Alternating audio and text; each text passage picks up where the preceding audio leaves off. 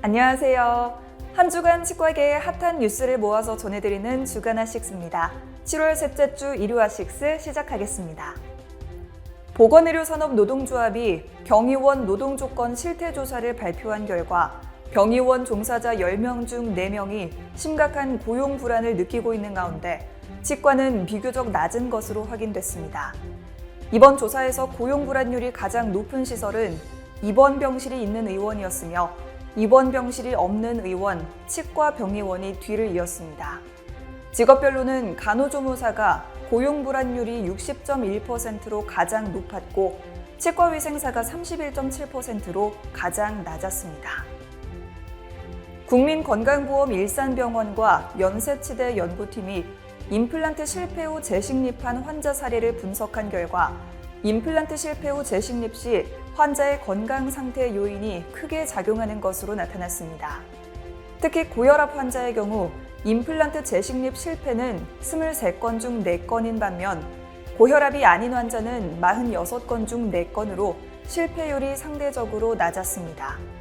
또한 당뇨병 환자의 경우 실패 사례는 4건 중 1건인 반면 당뇨병이 없는 환자는 65건 중 7건으로 실패율이 적었습니다.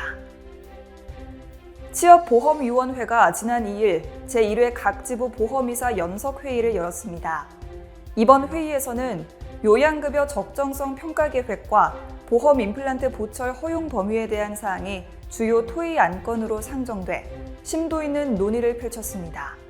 이 밖에도 2023년도 요양급여 비용 계약 결과와 무치약 환자의 임플란트 보험 적용 등 주요 현안에 대한 보고와 의견을 나눴습니다.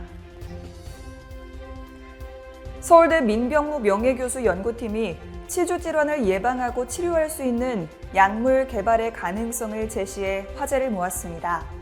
연구팀은 펩타이드가 골모세포 분화를 촉진시켜 잇몸뼈 생성을 유도하고 잇몸뼈 흡수 또한 억제할 수 있음을 확인했다고 밝혔습니다. 이번 연구 결과는 치의학 분야 국제학술지 임상치주학 저널에 게재됐고 표지 논문으로 선정됐습니다. 치과 개원가에서 사전 연락 없이 나타나지 않는 이른바 면접 출근 노쇼가 코로나19 상황을 틈타 다시 기승을 부리고 있습니다.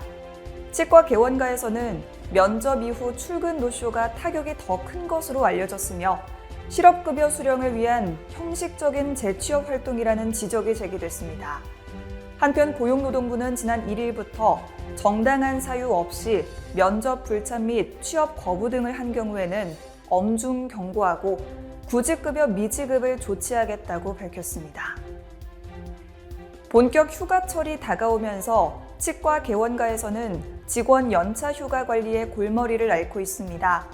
특히 5인 이상의 사업장은 연차 휴가에 관한 이해가 부족해 휴무일과 연차 휴가를 혼동하고 연차 휴가 부여 기준을 두고 혼선을 겪는 사례가 많았습니다. 노무 전문가들은 연차 유급 휴가는 근로기준법에 명시된 법정 의무 휴가로 미준수 시 법적 처벌을 받을 수 있는 만큼 각별한 주의가 필요하다고 조언했습니다.